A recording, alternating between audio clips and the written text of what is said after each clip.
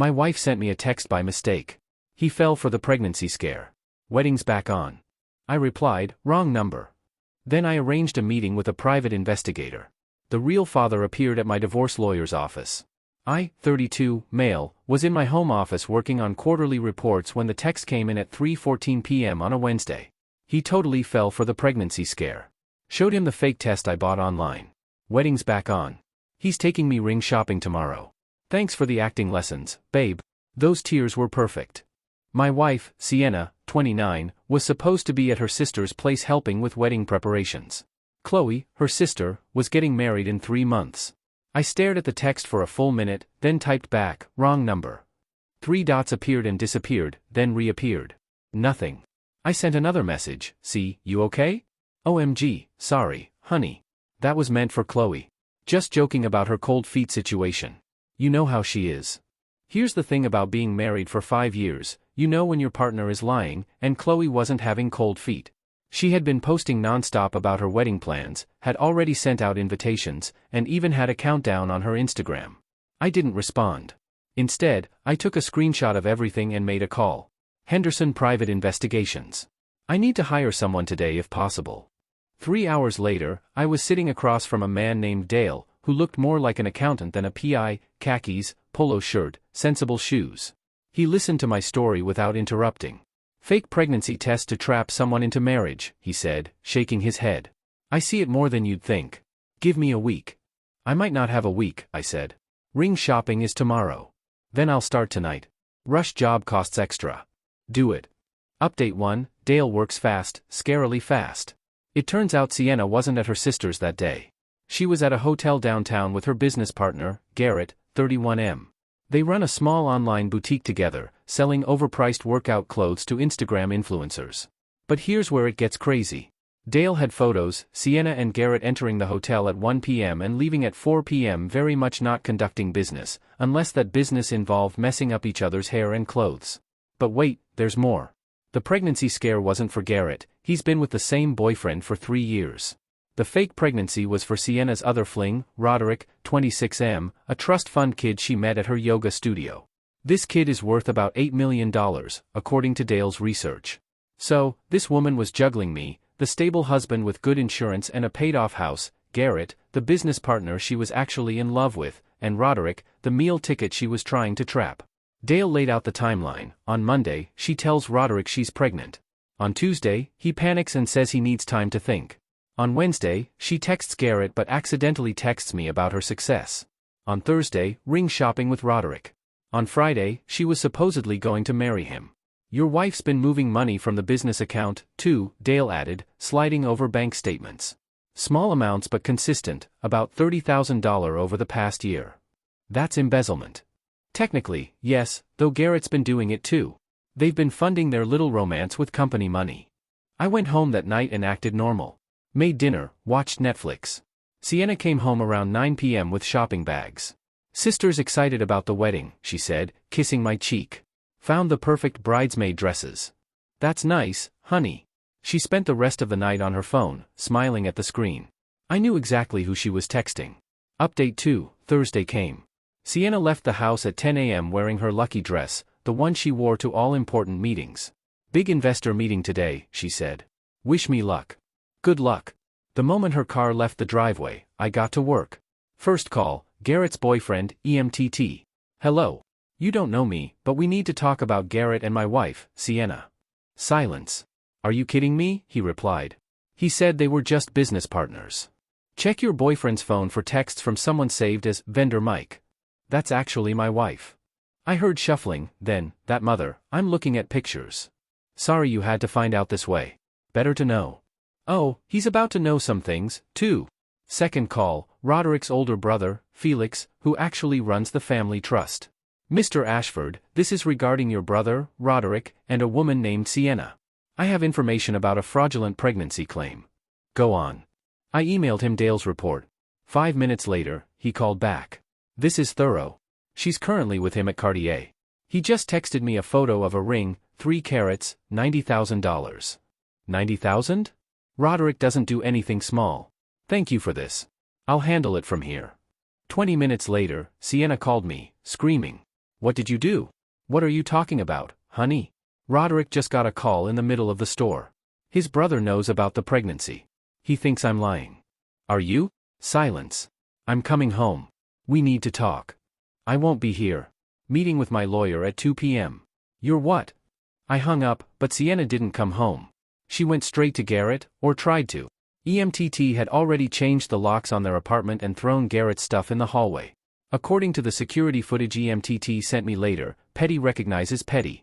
Sienna stood in that hallway for 20 minutes, calling Garrett over and over while he refused to answer from inside the apartment, where EMTT had him cornered for a conversation. Update 3, my lawyer, Ruth, was a recommendation from Dale. 60-something, looked like a grandmother, fought like a honey badger. Adultery, embezzlement, fraud, she said, reviewing the file. This is a gift, Christmas and my birthday wrapped into one. We were discussing asset division when her secretary knocked. There's a very upset woman in the lobby demanding to see your client. Send her in, Ruth said. Let's get this on record. Sienna burst in, looking like she'd been crying for hours, mascara everywhere, hair a mess, still in the lucky dress, now wrinkled. How could you do this to me? How could I report your fraud? Easily. You ruined everything. Roderick's brother froze his cards. Garrett won't answer my calls. The business accounts are locked. Sounds like a personal problem. She turned to Ruth. This is financial abuse. He's trying to destroy me. Ruth adjusted her glasses.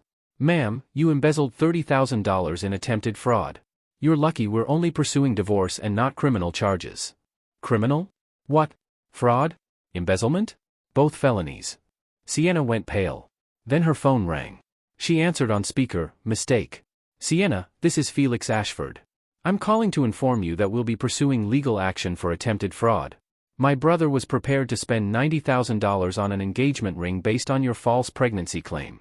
I never said. We have your texts, including the one where you discuss buying fake pregnancy tests online. Our lawyers will be in contact. She hung up, looked at me. You destroyed my life. No, I just stopped enabling it. Then came the most insane part. She pulled out her phone and showed me a pregnancy test. I'm actually pregnant now. For real. It's yours. Ruth and I exchanged glances. We haven't been intimate in 2 months, I said calmly. You've had headaches since August. That's not, we did last month. I was at a conference in Denver last month for a week. You know this. You dropped me at the airport. Her face crumbled. I meant 2 months ago. 2 months ago? I had my vasectomy follow-up. Remember the one you said was unnecessary because you were on birth control? Ruth leaned forward. Ma'am, who's the father? Sienna grabbed her phone and ran out, but not before Dale, who'd been waiting in the lobby, snapped a photo of her tossing the pregnancy test from her purse into the trash on her way out. He retrieved it. It was another fake. Update 4, 3 days passed. Sienna had moved in with her parents, who were apparently disappointed but not surprised. According to her mom's text to me, her dad called to ask if I'd reconsider. She made a mistake, he said. Which one? The affair with Garrett? The fraud with Roderick? All of them? No. But then Monday morning, Dale called. You need to come to Ruth's office now. When I arrived, there was a man in the waiting room I had never seen before, mid-30s, expensive suit, nervous energy. Who's that? That, Dale said, is Landon Palmer. He received some interesting texts from your wife this weekend. Ruth called us all in. Landon looked like he wanted to be anywhere else. Mr. Palmer here received messages from your wife claiming she's carrying his child, Ruth explained. I looked at the guy. Who the hell are you? He swallowed hard. I met Sienna at a conference 4 months ago in Denver. Denver, where I was supposedly at a conference? She said she was single. We had a weekend together. Then she ghosted me until Saturday when she sent me 20 texts saying she's pregnant and I need to step up. Dale pulled out his phone. Here's the interesting part, Mr. Palmer had a vasectomy 5 years ago. He sent her his medical records proving it. She called me a liar, Landon added. Said I was just trying to avoid responsibility. Threatened to call my wife. You're married? Divorced, actually. But Sienna didn't know that. She found an old Facebook photo and assumed. Ruth looked at me. Your wife is now trying to pin a fake pregnancy on every man she's been with, hoping one will stick. How many were there? Dale consulted his notes. That we know of, 4, you, Garrett, Roderick, and Mr. Palmer. Landon stood up. I just wanted you to know I had no idea she was married, and I'm happy to testify about her fraud if needed. This is insane. After he left, Ruth smiled. This keeps getting better. She's creating evidence against herself. Update 5, Sienna went full scorched earth. First, she called my mother, telling her I was abusive and controlling, that she had to seek comfort elsewhere because I was so cruel. My mom listened patiently, then said, "Sweetheart, I have Ring doorbell footage of you bringing different men to my son's house while he was at work. Please don't call again." Then she tried my boss, claiming I had been harassing her and that she was concerned about my mental state. My boss, who'd been through his own messy divorce, told her to communicate through lawyers only. But the peak delusion came when she showed up at my house, still her legal residence, unfortunately, with a moving truck and 3 guys from Craigslist. "I'm taking what's mine," she declared. "Sure, your clothes, personal items, jewelry. It's all in the guest room already boxed." "No, I'm taking the living room furniture and the kitchen appliances and the TV." I pulled out my phone and showed her receipts, all purchased before we were married with my credit card from my personal account. I picked them out. "That doesn't make them yours." She tried to direct the movers to take the couch anyway. I called the police. When they arrived, Sienna put on a show. "He's being vindictive. I just want my things." The officer looked at the receipts, then at her, then at me. "Ma'am, these were purchased before your marriage. They're his property. But I'm pregnant." "Congratulations. That doesn't entitle you to his couch."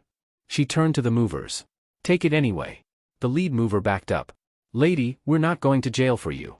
You said this was your stuff." They left. The police gave her a warning about attempted theft. She screamed that everyone was against her, then peeled out of the driveway, nearly hitting my neighbor's mailbox. 20 minutes later, I got a text from a number I didn't recognize. "Your wife is crazy. This is Garrett. She just showed up at my boyfriend's place saying I got her pregnant. EMTT recorded the whole thing. She doesn't know he's taken me back. We're sending the video to your lawyer. Good luck, man." The video was something. Sienna sobbing on EMTT's doorstep, claiming Garrett had seduced and abandoned her, that she was carrying his baby, that he needed to do the right thing. EMTT's voice from behind the door, "Garrett's gay, you delusional B*************************************************************************************************************************************************************************************************************************************************************************************************************************̈̈ "No, girl, I've been with him for 3 years. Trust me, he's gay. You turned him gay. That's not how that works." Final update, the divorce was finalized last week. It was surprisingly quick once Sienna realized the extent of the evidence against her. Her parents hired her a lawyer, but even he looked defeated when he saw Dale's file, 200 pages of documentation, photos, texts, bank records, and the fake pregnancy tests, yes, plural. Dale found receipts for 6 different orders. The meeting where we divided assets was tense. Sienna showed up in another white dress. Girl had a theme. She looked haggard, had lost weight, and her hair was dull. The spark of entitlement in her eyes had dimmed to desperate panic. "I propose a 50-50 split," her lawyer started. Ruth laughed, actually laughed. "Your client committed fraud and embezzlement. She's getting her personal belongings and the car that's in her name. Nothing else. That's unreasonable. We could pursue criminal charges instead." Sienna's lawyer whispered urgently to her. She shook her head, then nodded, then started crying. "Fine," she said. "But I want alimony." "For what?" I asked. "You have a business degree. You run a company. You're perfectly capable of supporting yourself." "The company's bankrupt," she wailed. "Garrett and we took too much. There's nothing left." "That sounds like consequences." In the end, she got her clothes and personal items, her car with $18,000 left on the loan, her jewelry, mostly gifts from Roderick that he didn't want back, and $5,000 from our joint savings, judge's decision, not mine. I kept the house, my retirement accounts, and my sanity. But the real kicker came after the divorce was final. Roderick's family did pursue fraud charges, criminal ones. Sienna had to pay back the deposits she'd put down on wedding venues using his credit card.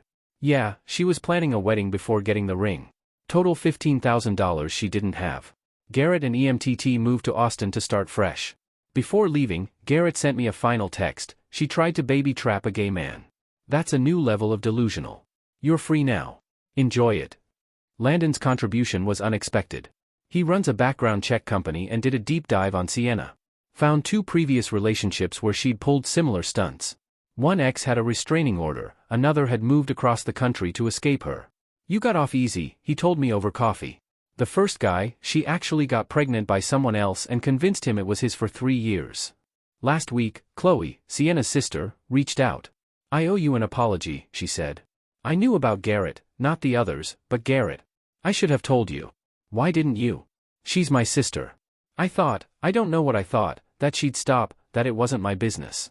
I'm sorry. Is she still claiming to be pregnant? Chloe laughed bitterly. She was until our mom made her take a test in front of her. Negative, obviously. Now she's saying she miscarried from the stress. She's been trying to date, but word's gotten around. She went on a date last week, and the guy recognized her from Garrett's boyfriend's TikTok.